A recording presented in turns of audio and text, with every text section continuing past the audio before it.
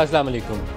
25 मई को पाकिस्तान तहरीक-ए-इंसाफ का इस्लामाबाद की तरफ लॉन्ग मार्च और धरना करने का ऐलान था और सुप्रीम कोर्ट ने उसके ऊपर एक दरख्वास्त के ऊपर कार्रवाई का आगाज़ किया था। उसका आज तफसीली फैसला आया और फैसला बहुत ही अहमियत का हामिल है, क्योंकि आइंदा आने वाले दिनों में इस्लामाबाद में या पाकिस्तान के किसी और बड़े शहर में कोई सियासी एक्टिविटी होती है तो क्योंकि एक सियासी जमात खुद से सुप्रीम कोर्ट में गई है, बल्कि आज एक और दरख्वास्त भी PTI की असद उमर ने डाली है, तो उसके ऊपर अब कोर्ट का ऑर्डर, कोर्ट को आपने शामिल कर लिया तो उसके ऊपर अमल दरामद करना पड़ेगा। बल्कि हो सकता है कि SOPs जो सियासी जमातों को अपने तौर पर तय करने थे और वो करने में नाकाम नहीं अभी तक, वह अब किसी अदालती फैसले के नतीजे में या तो सियासी जमातों को तय करना पड़े या फिर कोर्ट खुद तय करके इनके हवाले कर दे कि ये SOPs होंगे, इसके मुताबिक पोलिटिकल एक्टिविटी होगी। कोर्ट का ऑर्डर क्या कहता है कि सुप्रीम कोर्ट ने तहरीक-ए-इंसाफ के लॉन्ग मार्च का तहरीरी फैसला जारी कर दिया। PTI वर्कर्स ने अदालत को कराई गई यकीन दहानी की खिलाफवर्जी की, ये सुप्रीम कोर्ट कह रही है, क्योंकि डी चौक में जो कुछ हुआ वो उस अदालती फैसले की कार्रवाई थी।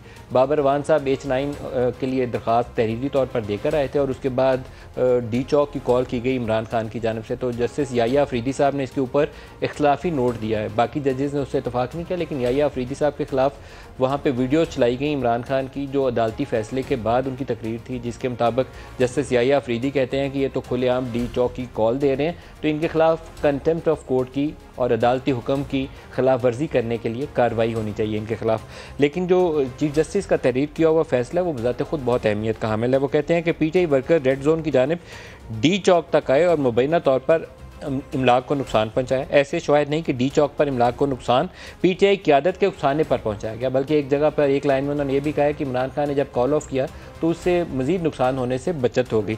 लेकिन अदालत ने एक 7 सवालात उठाए हैं और 7 सवालात के लिए हुक्म दिया है DG ISI को, DG IB को, कमिश्नर इस्लामाबाद को, सेक्रेटरी दाखिला को और कमिश्नर इस्लामाबाद को और IG इस्लामाबाद को कि ये एक हफ़्ते के अंदर आपने इन 7 सवालात के जवाब देने हैं। 7 सवालात क्या हैं कि बताया जाए कि इमरान खान ने डी चौक जाने का ऐलान कब किया। दूसरा सवाल है कि PTI कारकुनान कब, कहाँ और कैसे रुकावटों को तोड़कर आगे पहुँचे। क्या रेड जोन में दाखिल होने वाले लोग मुनज़्ज़म थे या नहीं, और क्या हुकूमत ने मुज़ाहिरीन को पुरतशद्दद होने पर उकसाया या यकीन दहानी की खिलाफवर्जी की। रेड जोन में कितने मुज़ाहिरीन दाखिल हुए, हुकाम ने कौन सी सिक्योरिटी इक़दाम नरम किए, क्या एहतजाज के लिए मुख्तलिफ मकाम पर कारकुनान पहुँचे थे या नहीं, तमाम तर वाक़े में कितने अफराद जाम बहक और ज़ख्मी हुए। बहुत अहमियत का हामिल 7 सवालात हैं और इन 7 सवालात की रोशनी में जो एक हफ़्ते के अंदर अदालत के सामने जमा करवाए जाएंगे, सुप्रीम कोर्ट शायद इस पोजीशन में हो कि एक ज़ाब्ता अखलाक मुरतब कर दे और उस ज़ाब्ता अखलाक की रोशनी में तमाम सियासी जमातों को पाबंद किया जाए कि एक तो शहर के अंदर एक आम शहरी की ज़िंदगी जो है उसको जीरन नहीं करना चाहिए, जो इस्लामाबाद में बार बार होती है। कभी फैज़ाबाद बंद हो जाता है, कभी कश्मीर हाईवे बंद हो जाती है, लोग एम्बुलेंसों में मर जाएं कोई परवाह नहीं है। स्कूल यूनिवर्सिटियाँ बंद होती हैं तो बंद हो जाएं, ये सिविलियन जो बेसिक फंडामेंटल राइट्स हैं एक शहरी के, उसकी खिलाफ वर्जी होती है। जिस तरह फ्रीडम ऑफ असम्बली और आपको इकट्ठे होकर इज्तिमा करने का पोलिटिकल पार्टी को या पाकिस्तानी शहरियों को हक़ हासिल है, अपने इजहार राय का हक़ हासिल है, इसी तरीके से एक आम शहरी को भी ज़िंदा रहने का हक़ हासिल है, उसकी आप खिलाफ वर्जी नहीं कर सकते। और अदालत अपने फ़ैसलों के अंदर आज ये कह रही है अवामी मफाद में नकलो हरकत की आज़ादी कानून के मुताबिक महदूद की जा सकती है। ये इतना ज़बरदस्त किस्म की लाइन है कि अगर इसका मतलब सियासी जमातों को समझ आ जाए तो शायद सुप्रीम कोर्ट से वो इसके ऊपर ऑर्डर ना चाहें, क्योंकि अदालत ने एक चेक बाकायदा इसके अंदर इंट्रोड्यूस करवा दिया। वो कहते हैं कि अवामी मफाद में नकलो हरकत की आज़ादी कानून के मुताबिक महदूद की जा सकती है। एहतजाज का हक़ भी अवामी मफाद में रेगुलेट किया जा सकता है। अवाम की जानो माल के तहफ़्फ़ुज़ के लिए आइन रियासत को इक़दामात का इख्तियार देता है। ये 3 लाइनें मैंने इसलिए पढ़ी हैं कि सियासी जमातों वालों अक्ल कर लो,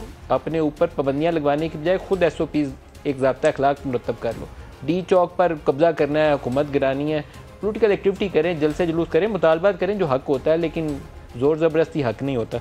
बदकिस्मती से अदालत की कोशिश की ताज़ीम नहीं की गई। तवक्को रखते हैं कि पुरअमन सियासी सरगर्मियों को यकीनी बनाने के लिए मुनसिफाना ज़ाब्ता तय करेंगे। ये सियासी जमातों को आगे जाके अदालत ने अपने ऑर्डर के अंदर, मैं अंग्रेज़ी में भी इसका वो पढ़ देता हूँ।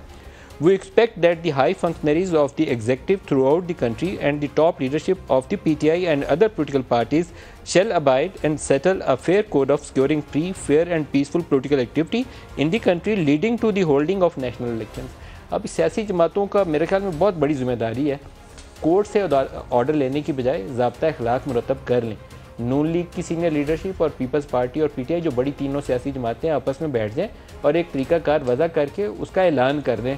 सियासी जमात को पूरा हक़ हासिल है, PTI को हक़ हासिल है, बाकी कोई करना चाहे एहतजाज हक़ हासिल है, तहरीक चलाना चाहें उसका हक हासिल है, लेकिन सड़कों की बंदिश के बगैर, पब्लिक किसी बिल्डिंग के या प्राइवेट प्रॉपर्टी को नुकसान पहुँचाए बगैर, लोगों की जानो माल को नुकसान पहुँचाए बगैर, पुलिस वालों को यहाँ इस रिपोर्ट के अंदर, कोर्ट के अंदर अटर्नी जनरल साहब ने बताया कि शायद 35 नंबर है पुलिस वालों का जो ज़ख्मी हुआ। क्यों भाई, हमारी बेटे हैं, उसके ऊपर क्यों अटैक हुआ, क्यों पथराव किया गया, और या उनके ऊपर शेलिंग हुई है जो प्रोटेस्ट कर रहे थे तो क्यों हुई।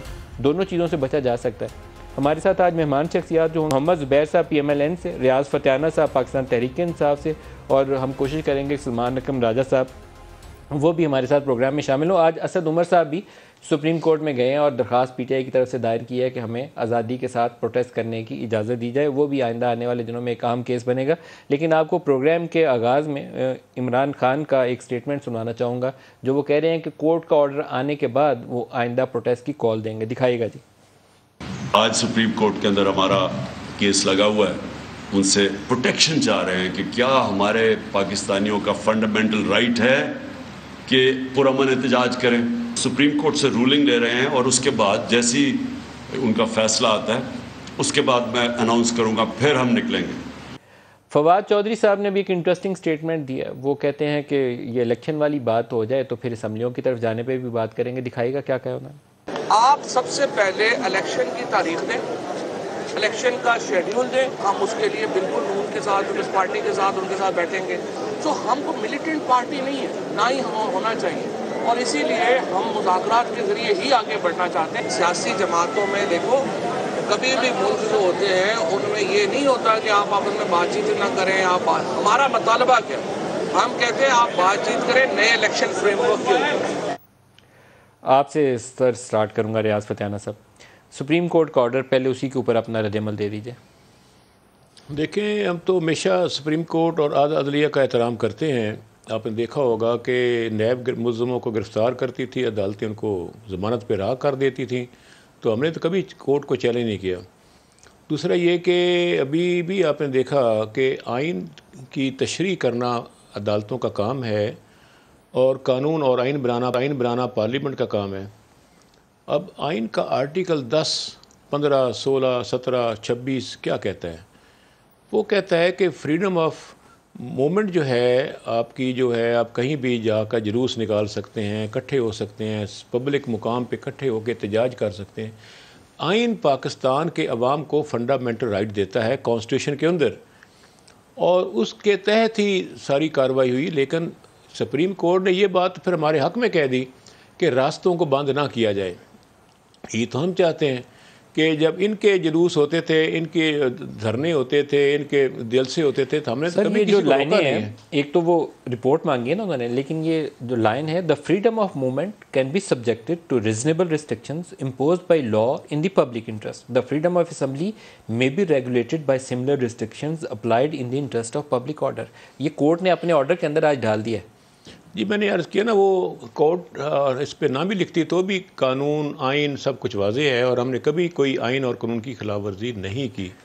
दूसरा ये कि ये कहाँ लिखा हुआ है रिस्ट्रिक्शंस और रेगुलेट करना। अब वो फिर राना साहब को कोर्ट कह रही है कि आप कर सकते हैं, ये बताया कोर्ट ने। मैंने अर्ज़ किया कि अब जब फैसला किया गया कि 25 मई को आज़ादी मार्च होगा, तो आपने देखा कि जगह जगह मोटरवेज़, नेशनल हाईवेज़, हर जगह पे कंटेनर रख के पुलिस खड़ी हो गई और वो उन्होंने रास्ते रोक दिए, ब्लॉक कर दिए, हत्ता कि कई एम्बुलेंस रुक गई, कई मरीज़ उसके अंदर दम तोड़ गए। उसके बाद इन्होंने बग़ैर अब अरेस्ट वारंट हासिल किए लोगों के घरों में सीढ़ियाँ लगाकर, सिविल कपड़ों में रात के 12, 1, 2 बजे छलांगे लगा के दाखिल हुए।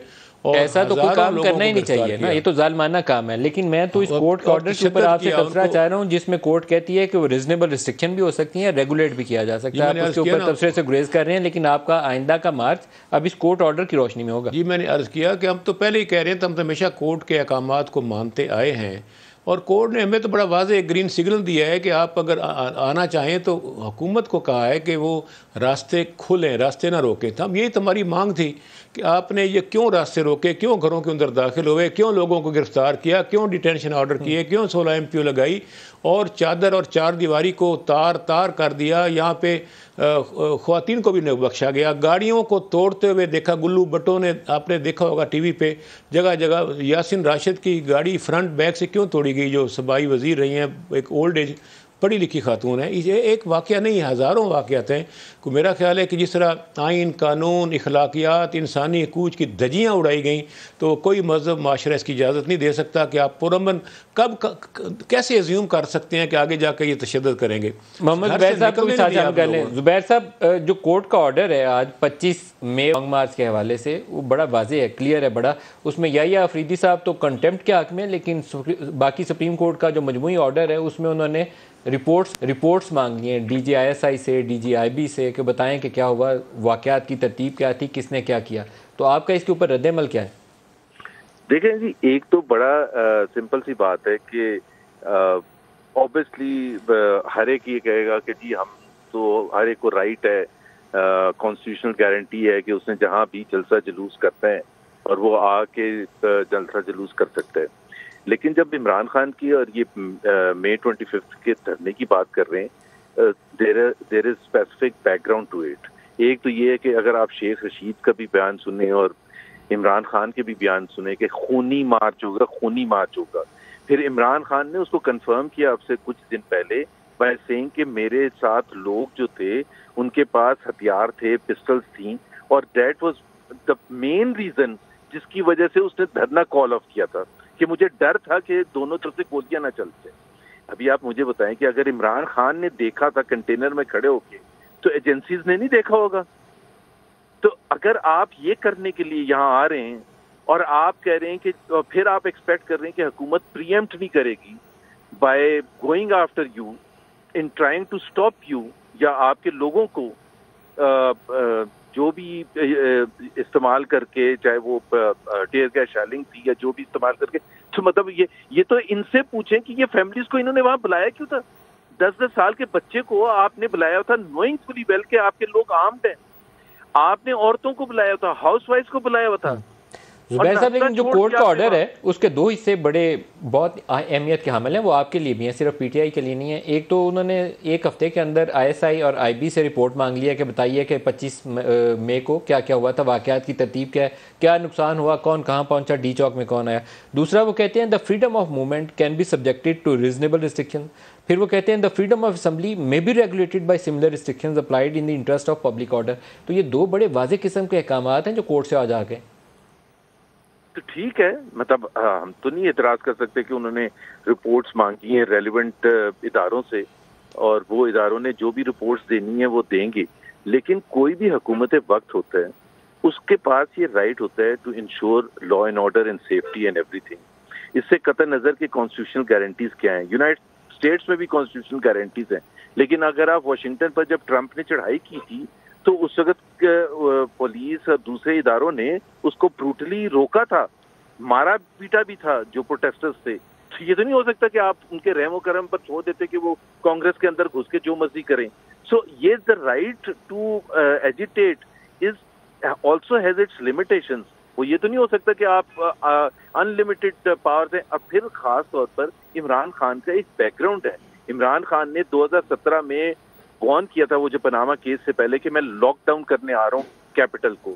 उससे पहले 2014 का एक धरना है जो कि एक वायलेंट धरना था। 126 दिन में public buildings and office buildings were attacked and police के लोगों को मारा गया था, फिजिकली मारा गया था, वहाँ थानों में जाके लोगों को निकलवाया गया था। तो there is also a background to it ना।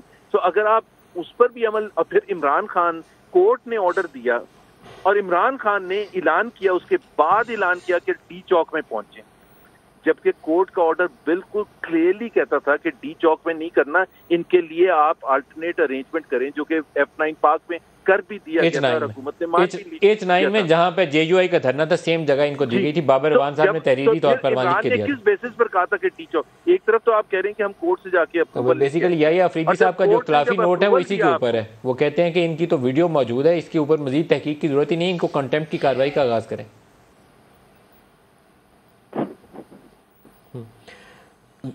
रियाज फतेहाना साहब, ये ऑर्डर के ऊपर मेरे ख्याल में अगर सियासी जमातें सर जोड़ लें तो मुनासिब नहीं।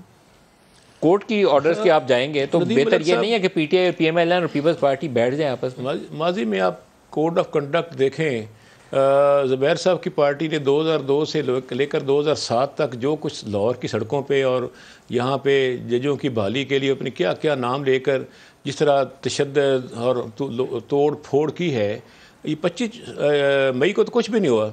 एक गमला नहीं तोड़ा, एक ट्रैफिक सिग्नल नहीं तोड़ा, एक प्राइवेट प्रॉपर्टी को नुकसान नहीं पहुंचाया, एक सरकारी प्रॉपर्टी को नुकसान नहीं पहुंचाया, कहीं किसी दुकानदार को भी नहीं रोका। मेरा ख्याल इस किसी गाड़ी को नुकसान नहीं पहुंचाया, किसी सरकारी को भी नहीं, पूरे इस्लामाबाद में देख सकते हैं। तो अलबत्ता डी चौक के अंदर भी लोगों ने बताया कि पुलिस के लोग वर्दी में लोगों की गाड़ियाँ तोड़ रहे थे और जो जीटी रोड के ऊपर मोटरवेज़ के ऊपर लोगों की गाड़ियाँ तोड़ी जा रही थी, यूनिफॉर्म के अंदर तो लोग तोड़ रहे थे, किसी कोई इजाज़त नहीं दी जा सकती। आगे पुलिस थी, उनके साथ सिविल कपड़ों में ऐसे लोग थे जो अजीब अजीब खौफनाक चेहरों वाले, शक्लों वाले, और वो पता नहीं कहाँ से उठा के लाए गए थे ये गुंडागर्दी करने के लिए। तो ये मेरा ख्याल पुलिस के शेल्टर में गुंडागर्दी की तारीख रकम की गई और वो जहरीली गैस लोगों पे फेंकी गई जो दहशत गर्दों पर कार्रवाई से पहले उनके कामतगाहों पे फेंकी जाती है ताकि वो मफलूज हो जाएं। ऐसी शदीद किस्म की जहरीली राजा गैस। साहब हमारे साथ शामिल हो रहे हैं, जरा उनसे सलमान रकम राजा साहब, अस्सलाम वालेकुम। जी अस्सलाम वालेकुम। जो कोर्ट का ऑर्डर है जी 25 मई के लॉन्ग मार्च के हवाले से, उसमें एक तो रिपोर्ट्स मांगी हैं उन्होंने DGISI IB से, लेकिन 2-3 लाइनें बड़ी इंपॉर्टेंट मुझे लग रही हैं, आपसे अगर रोशनी डाल दें उसके ऊपर। The freedom of movement can be subjected to reasonable restrictions imposed by law in the public interest. और दूसरी लाइन है the freedom of assembly may be regulated by similar restrictions applied in the interest of public order. तो ये court से हम order ले रहे हैं, सियासी जमातों ने आपस में कोई ज़ाब्ता अखलाक नहीं तय किया। जी बिल्कुल ऐसा ही है। देखिए अदालत याद दहानी कराती है कि जो बुनियादी हुकूक हैं वो ऐसा नहीं है कि उन पे कोई हद नहीं है। बिल्कुल एक बुनियादी हक है मूवमेंट का, इज्तिमा करने का, राइट टू असेंबली, गुफ्तगू करने का, अपनी आवाज़ को इज्तिमाई तौर पे बुलंद करने का, ये तमाम आईनी हुकूक हैं। लेकिन इन आईनी हुकूक का ये मतलब नहीं है कि आप किसी शहर को बिलखुसूस दारुल हुकूमत को मफलूज कर सकती हैं। और देखिए इसका कोई ताल्लुक तशद्दुद से नहीं है। ये कहना कि हमने गमला नहीं तोड़ा, हमने गाड़ी नहीं तोड़ी, ये बिल्कुल बेमानी बात है। अगर आप डी चौक पे आके बैठ जाएं, ऐवान दस्तूर पे बैठ जाएं, ना सुप्रीम कोर्ट का काम होगा, ना पार्लियामान का काम होगा, ना FPR का होगा, ना सिविल सेक्रेटेरिएट का होगा। अगर आपका मकसद हुकूमत को मफलूज करना है तो खा आप वो मकसद हासिल करने के लिए तोड़ फोड़ ना भी करें तो फिर भी वो गलत है। और इसीलिए सुप्रीम कोर्ट ने ये कहा था कि आपने अगर इज्तिमा करना है, कोई धरना करना है तो H9 G9 के इलाके में कीजिए, डी चौक में नहीं होगा। और जो ऑर्डर आज जारी हुआ है 25 मई के हवाले से, वो बिल्कुल वाज़ेह है कि अदालत ये समझती है कि आइंदा भी एक तवाज़ुन बरकरार रखा जाएगा इन हुकूक के दरमियान और शहर को मफलूज नहीं होने दिया जाएगा। बल्कि एक जुमला बहुत अहम है कि जो भी कोई कार्रवाई होगी, सियासी नौयत की, इज्तिमा होगा, धरना होगा, रैली होगी, वो रियासत से इजाजत देकर होगी। बिल्कुल। और रियासत अगर इजाजत देते वक्त जगह का तयन कर देती है तो उस जगह का फिर आपको एहतराम करना होगा। अगर डी चौक के हवाले से, ऐवान दस्तूर के हवाले से कहा जाता है कि यहाँ नहीं आना, यहाँ धरना नहीं करना, तो फिर आप नहीं कर सकते। आपको किसी ऐसी जगह धरना करना होगा जहां आप अपनी आवाज बुलंद कर सकें, लेकिन शहर को और हुकूमत को मफलूज ना कर सकें। सर ये सलमान अकबर राजा साहब, इस ऑर्डर के अंदर जो दूसरा हिस्सा है जहां एजेंसी से रिपोर्ट मांगी गई है 1 हफ्ते के अंदर, और साथ ही असद उमर साहब आज PTI की तरफ से सुप्रीम कोर्ट में गए भी हैं कि आइंदा के धरने के या लॉन्ग मार्च के हवाले से उनको आज़ादी के साथ आने दिया जाए, पाबंदियां ना लगाई जाएं। फंडामेंटल राइट्स का उन्होंने जिक्र किया, लेकिन फंडामेंटल राइट्स की वजाहत कोर्ट के इस आज वाले ऑर्डर के अंदर अगर मैं असद उमर की पिटीशन के साथ मिला लूँ तो मुझे तो लगता है कि कोर्ट 1 हफ्ते के अंदर रिपोर्ट लेके हो सकता है मजीद कोई ज़ाब्ता अखलाक तय कर दे, क्योंकि सियासी जमातों को तो आज उन्होंने कहा कि आपस में बात करो, इलेक्शन तक कैसे जाना है और कैसे ये सारा कुछ करना है। अगर ये नहीं करेंगे तो फिर कोर्ट ऑर्डर से ये सारा कुछ होगा। जी बिल्कुल, कोर्ट ऑर्डर से होगा। और कोर्ट ने इस ऑर्डर में भी एक तरह से मायूसी का इजहार किया है कि जिस किस्म के रवैये की तवक्को थी वो दोनों तरफ से कोर्ट ने कहा है कि उन्हें नहीं मिला। लेकिन ये बिल्कुल वाज़ेह है इस ऑर्डर से कि कोर्ट इससे आगे बढ़कर ऐसा कोई हक किसी सियासी जमात को नहीं देगी जिसके नतीजे में हुकूमत मफलूज हो, शहर मफलूज हो, अवाम का काम मफलूज हो, किसी ने अस्पताल जाना है, दफ्तर जाना है, स्कूल जाना है, इम्तिहानगाह जाना है, वो ना जा सके। ये कोई बुनियादी हुकूक में ये बात शामिल नहीं है कि आप सिर्फ चूंकि गमले नहीं तोड़ रहे इसलिए आपको शहर को मफलूज करने की। राजा साहब, जो याहिया अफरीदी साहब का इख्तलाफी नोट है, अगर 1 हफ्ते के बाद जो रिपोर्ट्स आती हैं ये सेक्रेटरी दाखिला से, DGIB से, DGISI से, वो रिपोर्ट्स कुछ ऐसे शवाहिद की तरफ अगर इशारा कर दें तो फिर क्या कोर्ट अभी आज उन्होंने डिस्पोज ऑफ कर दिया, लेकिन क्या वो इसको दोबारा टेकअप कर सकते हैं? देखिए, जाहिर है जब उन्होंने एक रिपोर्ट मांगी है उस रिपोर्ट को सामने रखकर वो मामले को आगे बढ़ा सकते हैं। और याहिया अफरीदी साहब ने तो ये लिखा कि शवाहिद मौजूद हैं। उन्होंने कहा कि अब मजीद शवाहिद की जरूरत नहीं है कि डी चौक आने का कहा जा रहा था, शाम देर तक कहा जा रहा था कि डी चौक आओ, जबकि अदालत रोक चुकी थी और अदालत को ये यकीन दिला दिया गया था कि डी चौक नहीं आएंगे। तो उनके नजदीक तो शवाहिद मौजूद हैं, लेकिन अगर मजीद शवाहिद आ जाते हैं इन रिपोर्ट्स के नतीजे में तो फिर अदालत देखेगी कि दरगुजर से काम लेना है, आइंदा के लिए तंबीह करके मामले को निपटाना है या कोई एक्शन लेना है। बज़ाहिर ये लगता है कि चूंकि उस दिन तहम्मुल का एक तरह से मुजाहरा किया गया, धरने को ख़त्म कर दिया गया और बात एक हद से आगे नहीं बढ़ी, तो अदालत ने ये फैसला किया कि अब हम सख्त रवैया नहीं अपनाएंगे। लेकिन देखते हैं रिपोर्ट क्या आती है और उसके बाद अदालत क्या फैसला करती है। सलमान राजा साहब, बहुत शुक्रिया, आप हमारे साथ रहे, एक साथ रहिएगा।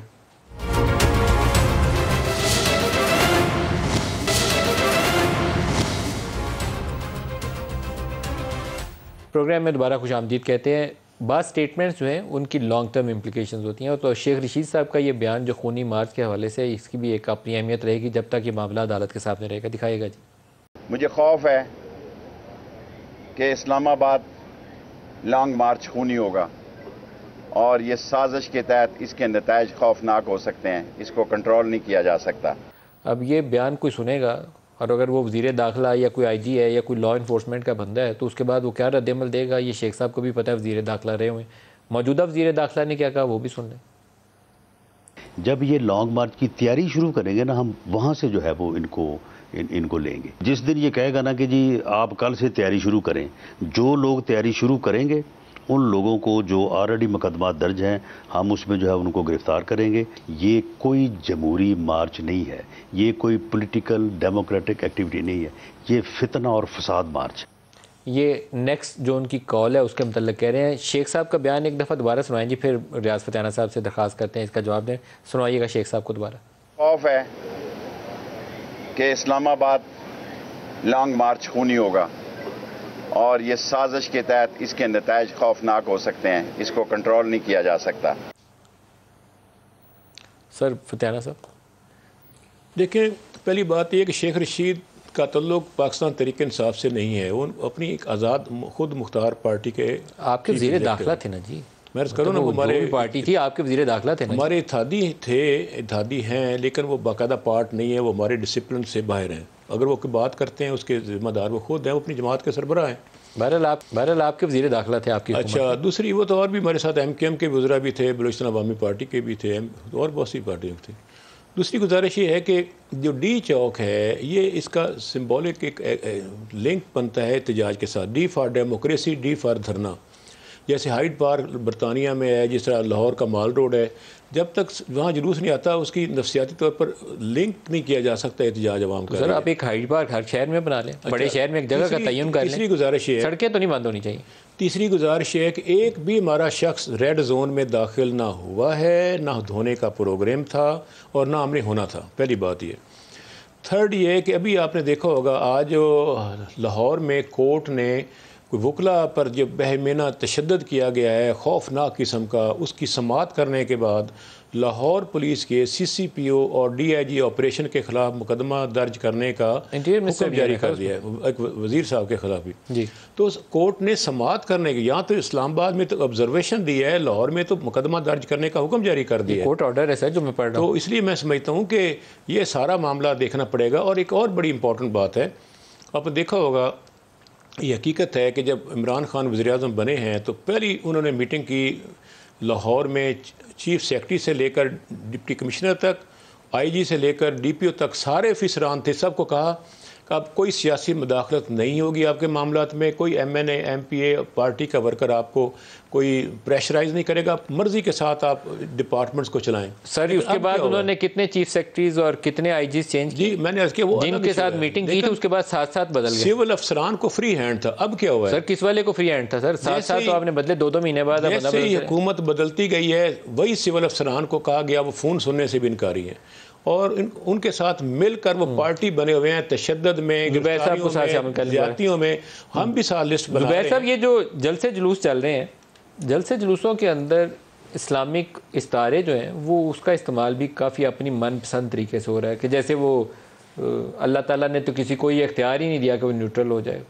ये फ़ौज को डायरेक्ट करके भी बहुत सारे जुमले कसे गए जो मुनासिब नहीं थे, लेकिन इस्लामी इस्तारे, इस्लामिक हिस्ट्री से मिसालें और लफ्ज़ जहाद का इस्तेमाल सियासी जमातें अपनी मर्ज़ी से नहीं कर सकती। ये इस्लामिक तरीक़ाकार है, तो इसके अंदर कुछ क़ायदो ज़ाबित का ख्याल रखा जाना चाहिए जो नहीं रखा गया। हमने एक इसके ऊपर पैकेज बनवाया है, पहले वो आपको वो पैकेज सुनवाते हैं, फिर इसके ऊपर सवाल जवाब भी करते हैं कि और मरीम नवाज़ ये जहाद, फसाद और इसके ऊपर किस तरह के जुमले अपने जलसे जुलूसों में बोलते हैं, दिखाइएगा। ये जो आपकी स्ट्रगल है ये पॉलिटिक्स नहीं है, ये जहाद है। ये जहाद नहीं है, ये फसाद है। आपने इसको सियासत नहीं समझना, ये जहाद है, ये मुल्क की आजादी की जंग है। कहाँ है इमरान खान के अपने बेटे? अगर जहाद है तो इसके बच्चे भी मुसलमान हैं, जरा आए जहाद में, फ्रंट लाइन है जहादियों की, उसमें खड़े हो। इमरान खान इस मुल्क के लिए जहाद करता रहेगा इन चोरों के खिलाफ। ये अज़ाइम सिर्फ और सिर्फ एक दहशतगर्द के होते हैं। जो शहादत होती है वो एक इंसान माशरे के लिए अपनी जान कुर्बान करता है, वो पैगंबरों के बाद उसका सबसे बड़ा रुतबा हमारे दीन में। सारे कानून और आइन नाफिज करने वाले इदारों से ये सवाल करती हूँ कि क्या ऐसे दहशतगर्द को जो खुलेआम अपनी दहशतगर्दी का इतराफ करे, क्या उसको खुली छुट्टी मिलेगी? इस मुल्क में किसी की जान को खतरा है ना, वो मेरी जान को खतरा है, क्योंकि मैं इसको जहाद समझता हूँ, मैं इसको पॉलिटिक्स नहीं समझ रहा। ये जो मुसल्लह तहरीक है जिसका गैंग लीडर इमरान खान है, वो मुसल्लह तहरीक इसलिए दहशतगर्दों से ज्यादा खतरनाक है कि उन्होंने सियासी जमात का निकाब अपने चेहरे पे चढ़ाया हुआ। कौम अपनी आजादी के लिए जहाद करती है। इस फसाद को रोकना ऐन जहाद है। जुबैर साहब, लफ्ज़ जहाद या इस्लामिक इस्तारों का इस्तेमाल, इसके ऊपर कोई तरीकाकार नहीं वजह हो सकता कि लोगों को इश्ताल दिलाने के लिए ऐसी चीज़ों से गुरेज करना चाहिए? सियासत है तो सियासी अंदाज में करें। देखिए, मेरा ख्याल है हर चीज का बैकग्राउंड होता है। मरियम जो बात कर रही थी उसका भी एक बैकग्राउंड है।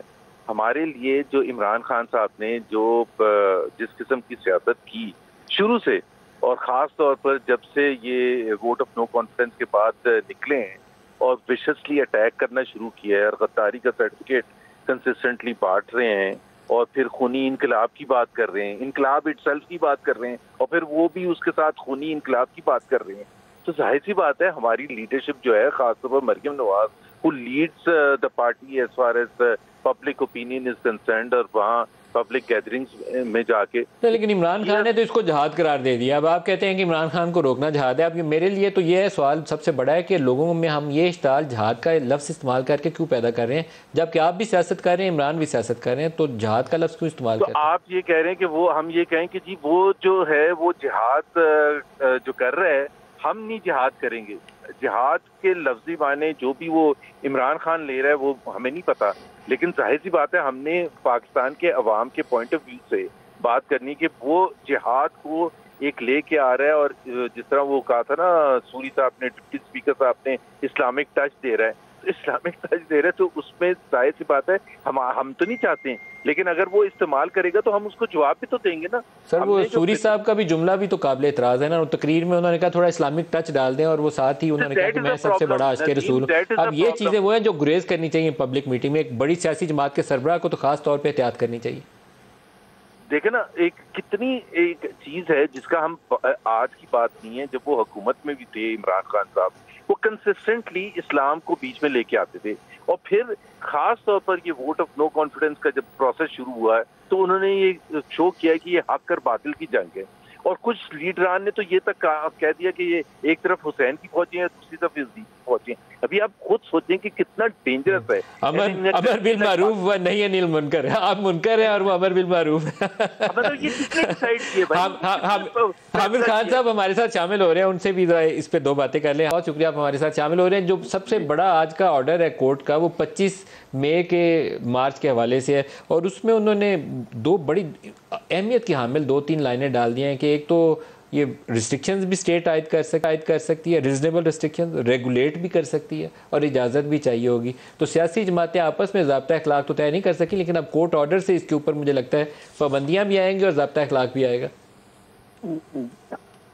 जी हाँ, इससे ये इंडिकेट होता है। वैसे तो कानून यही है कि पाबंदियां लगाई जा सकती हैं, कोई भी जो बुनियादी हक है वो बगैर किसी रेगुलेशन के नहीं होता। सुप्रीम कोर्ट ने सही कहा कि ये रेगुलेटेड, ये हकूक सारे रेगुलेटेड होते हैं और लोगों की सेफ्टी के लिए, आम आदमी की सिक्योरिटी के लिए पाबंदियां, जायज़ पाबंदियां लगाई जा सकती हैं। तो यही मतलब कानून भी ये है, उन्होंने रीस्टेट किया है जो कानून है कि कोई भी फंडामेंटल राइट एब्सोल्यूट नहीं होता है, always subject to reasonable restrictions होता है। तो अब कोर्ट ऑर्डर के बाद तो हुकूमत के पास एक बाकायदा कानूनी जवाज़ होगा, वो कहेंगे सुप्रीम कोर्ट ने हमें ऑर्डर दिया हुआ है कि रीजनेबल रिस्ट्रिक्शन आयद कर सकते हैं पब्लिक सेफ्टी में, तो लोगों की ज़िंदगी जानो माल को ख़तरा है, इसलिए हम यहाँ डी चौक में तो आपको नहीं आने देंगे। ये तो अब वो राना सनाउल्लाह तो इसके ऊपर बाकायदा गाइडलाइन जारी नहीं करेंगे। जी हो सकता है और की जा सकती है। अब इसमें बात यह है कि अभी उन्होंने हतमी फैसला तो नहीं दिया, उन्होंने सवालात पूछे हैं। अब सवालात का जवाब जो है वो बहरहाल एक रिपोर्ट की शक्ल में दिया जाएगा। उसके बाद इन सारे मामलात को कंसिडर करने के बाद मेरे ख्याल में ये कोई हतमी तफसीली फैसला देंगे। लेकिन फिलहाल उन्होंने बज़ाहिर इस बात की अनुमाइश जरूर शो की है अदालत ने कि एक ऑर्डर देने के बावजूद उसको क्यों वॉयलेट किया गया और इससे क्यों लोगों की जिंदगी को खतरे में डाला गया। ये बात तो इस ऑर्डर से झलकती है। एक हामिद खान साहब, आपके जब ज्वाइन किया तो एक सवाल कर रहे थे कि लफ्ज़ जहाद या इस्लामिक इस्तारों का इस्तेमाल, या वो सूरी साहब ने कहा कि इस्लामिक टच डाल दें और खान साहब ने उसके ऊपर फिर वो दो चार उसके ऊपर भी बातें कर दी। गुरेज नहीं करना चाहिए सियासी जमात के सरबराह को बिला वजह मज़हब का इस्तेमाल करके या इश्ताल दिलाने वाली कोई ऐसी बात करके जिसमें जज्बात सिर्फ मजहबी बुनियाद पर भड़क उठें और हम उसको सियासत में इस्तेमाल कर लें। गुरेज की ज़रूरत है? बिल्कुल ज़रूरत है। मैं तो हमेशा से ये बिलीव करता हूँ कि मज़हब को कभी सियासत में नहीं घसीटना चाहिए। हम सब मुसलमान हैं, हम सब पाबंद हैं इस्लाम के असूलों पर, तो इसलिए किसी भी एक सियासी जमात को दूसरे पर इस्लाम की कोई बर्तरी नहीं हासिल, और इसलिए मज़हब को किसी शक्ल में भी जो है सियासत में या सियासी पार्टियों के खिलाफात में नहीं लाना चाहिए। आपके सामने हिंदुस्तान में जो कुछ हो रहा है, पहले हालांकि वो तो सेकुलर स्टेट थी, उनके आइन में लिखा हुआ है कि वो सेकुलर है, इसके बावजूद जब से उन्होंने मजहब को धकेला है स्टेट अफेयर्स में, तब से आपके सामने है कि इंडिया में किस किस्म का इंतजार पैदा होता जाता है। पूरा फसाद फैल गया जी पूरे इंडिया में, उनकी सेकुलर का दावा होना खत्म हो गया। अब तो वो इंतहा पसंद हिंदू डोमिनेशन जो है वो खुली नजर आती है। बहुत शुक्रिया, आप हमारे साथ शामिल हुए। एक ब्रेक ले लें, ब्रेक से वापसी भी इस पर और बात करते हैं।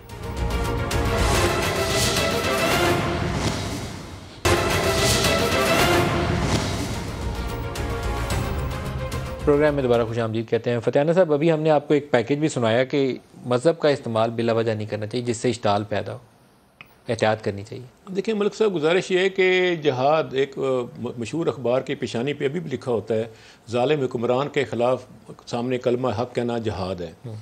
तो वो सर ये जहाद तो इस्लामी तालीमात का हिस्सा है। जहाद से मुराद सिर्फ बंदूक, पिस्तौल और बम उठा के चलना नहीं, ज़ुबान के साथ, हाथ के साथ बुराई को रोकें और वरना दिल से रोकें। तो ये सारे जहाद से मुराद ही होता है कि कलम के साथ जहाद, ज़ुबान के साथ जहाद, बुराई के ख़िलाफ़ जहाद। तीसरा ये कि इस मौजूदा हुकूमत की एक हमायती जमात हज़ारों लोगों, सैकड़ों लोगों को खाकी वर्दी पहना के लठ बरदार फोर्स लेकर आती रही। क्या वो भी दुरुस्त था, ये गलत था? इसीलिए तो आपको ज़्यादा एहतियात की ज़रूरत है। और आखिरी बात यह कि क्या हुकूमत इस बहाने से मजहबी देखिए, इमरान खान जिसको जहाद कहते हैं, मौलाना फजल रहमान उसके उलट वाली चीज़ को जहाद कहते हैं, मरियम नवाज उससे और चीज़ को जहाद कहेंगी, तो आप क्या सड़कों पर लड़ाई करवाएंगे? तो इससे एक नया सवाल पैदा हो गया कि क्या हुकूमत मजहबी जमातों पर पाबंदी लगाने जा रही है? तो ये नया सवाल खड़ा हो गया इस बात के से कि इस हुकूमत के इक़दाम के बाद। सर, मजहबी जमात पे पाबंदी का सवाल ही नहीं है। आपकी 98% मुस्लिम पॉपुलेशन है, हर सियासी जमात के मंशूर के अंदर लिखा हुआ है, आपके आइन के अंदर लिखा हुआ है कि कुरान और सुन्ना के मुनाफी आप कोई कानून साजी नहीं कर सकते।